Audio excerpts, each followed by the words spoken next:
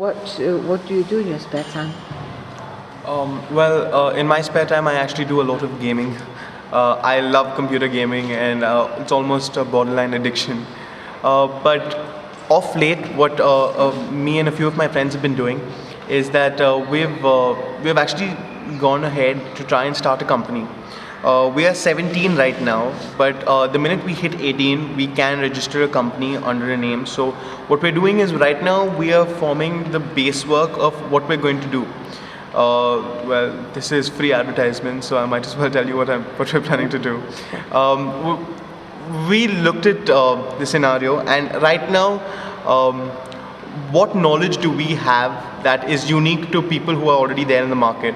And we realized that in organizing events for competitions, in organizing events targeted for the youth below the age of 20, about 8 of us, not all from our school, about 4 from our school and 4 from different schools, we realized that the 8 of us each possess a very unique characteristic which contributes to an event. And hence what we're really doing is we're doing event management.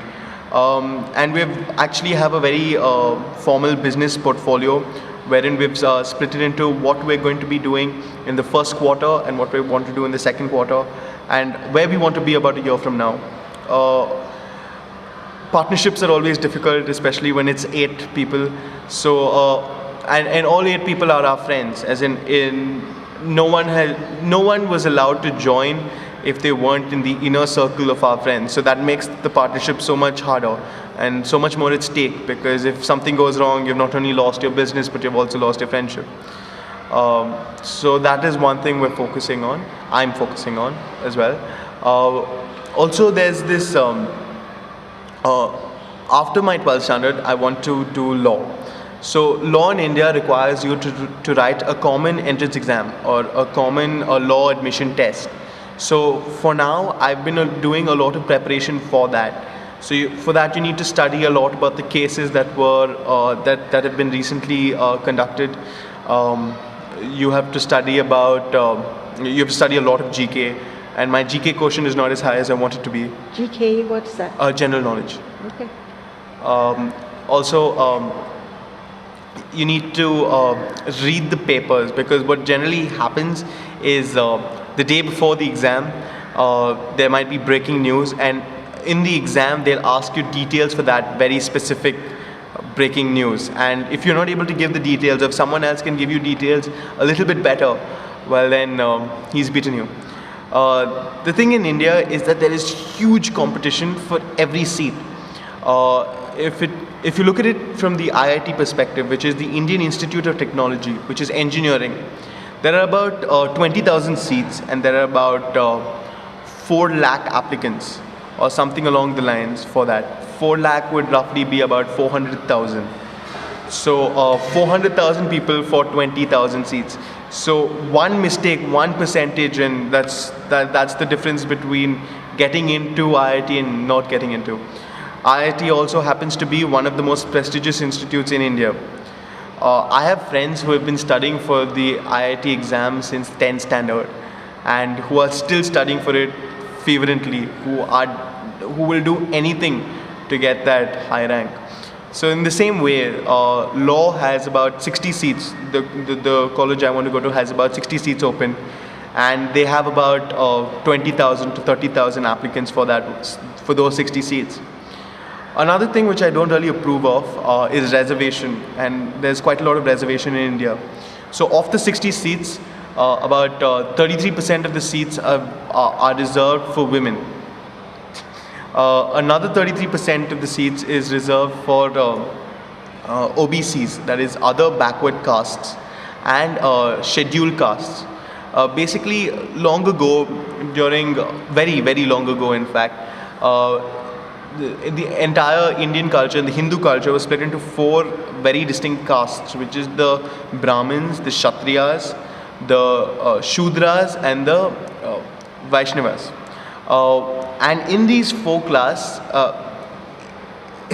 it was actually a very novel concept. It was actually very, very noble in character and in structure, but over time, the system degenerated, as most systems do.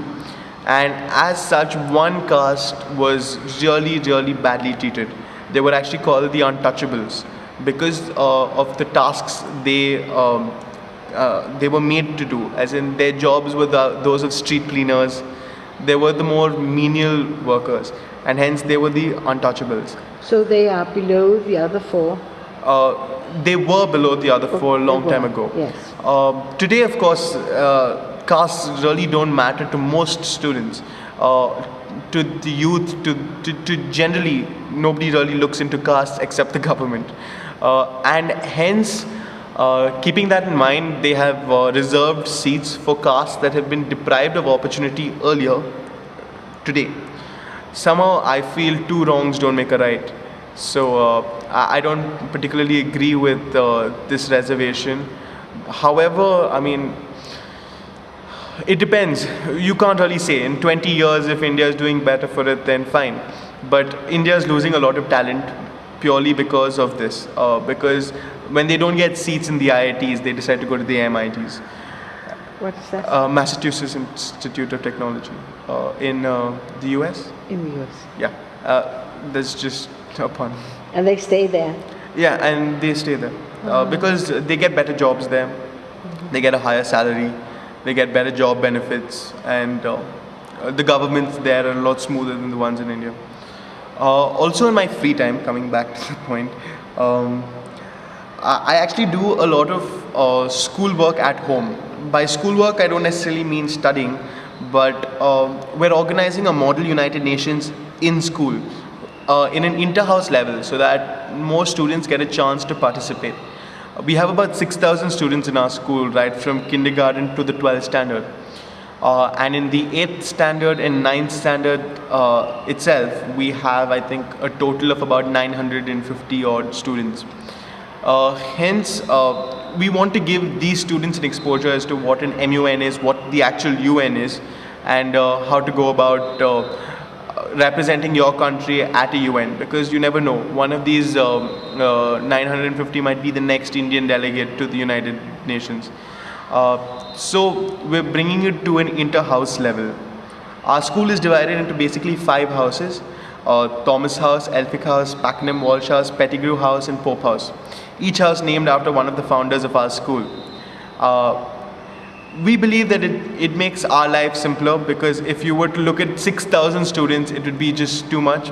But instead to look at, about 1,500, 1,500, 1,500, it'll be a lot easier. So most events in school are inter-house, which also proves to have a very, very competitive house spirit.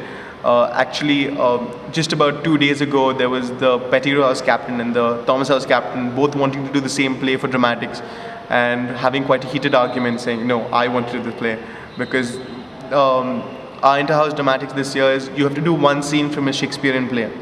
So both of them wanted to do the Merchant of Venice court scene with Shylock's monologue and Portia's monologue. So with putting all of that together, you have very little time left. However, I do like spending quite a lot of time messaging, SMS, sending phone text messages to another, because in India it's very popular. It's the easiest way to keep in touch without actually losing too much of your time, because while you're doing something else, it's just about sending a message that says hi to about 4 of your friends. So you've kept in touch, and you haven't really been deviated. It's not like picking up a phone and talking to someone and actually getting deviated from your work. That's basically about what I do in my day. Girls? What about girls? Have you thought of getting married someday, and how long will you wait for that? I'd say the youth are a little bit more progressive in their thinking. However, the parents and the latter generation isn't quite there as yet. So girls is always a very subjective topic depending on the family. Some families are progressive and they don't mind boys having girlfriends even. However, other families are very, very, very restrictive, and it's an absolute no to even talk to girls. So there's this absolute mix. In India, quite a few marriages used to be arranged. In a sense, what they do is they'd find a suitable wife that would fit all the characteristics they wanted, like Brahmin caste. She's sitting with a PhD. She's earning quite a hefty sum of money and whatnot. All the characteristics that the parents want, and then the parents will arrange for a meeting between the two. And if they're happy, they will get married. If they're not, they don't. But thankfully, that's a fading culture right now. That isn't as prevalent as it used to be, and marriage is a lot easier now, and much. I mean, it's easily accepted. When my mother married my father, they were both Hindus, but my mother was Malayali and my father was Tamilian, and that in itself was a huge barrier to overcome. However, today you see many cross-cultural marriages in itself. Like, it's not restricted to one religion, which is a lot better than what it used to be. Quite a few marriages today extend between religions. It's not confined to one religion. About 50 years ago, that would be forbidden for a marriage to extend between two religions, but today society is a lot more open. My family, for instance, is very open-minded. My mother wants to pick my wife because she's very protective in that sense. But my father has told me very clearly that I have to do my own searching. They are not going to take any responsibility and any liability for anything that happens afterward. So in that context, I mean, that's marriage for boys. So have you had a girlfriend? That's confidential.